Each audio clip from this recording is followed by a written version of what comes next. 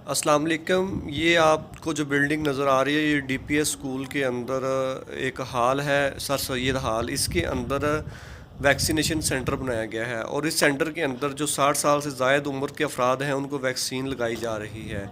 अभी आप वीडियो में देख सकते हैं, ये आपको सीढ़ियाँ नज़र आ रही हैं हाल के अंदर जाने के लिए।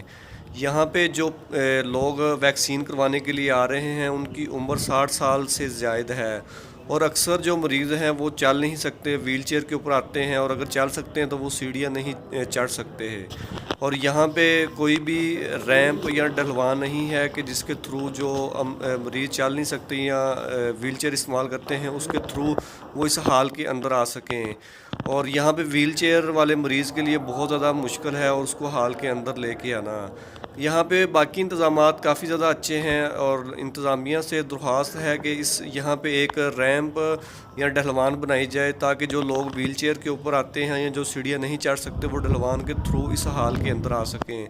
अभी आप देख सकते हैं कि ये व्हीलचेयर है, इसको नीचे लेके आने के लिए कोई भी रास्ता यहाँ पे नहीं है।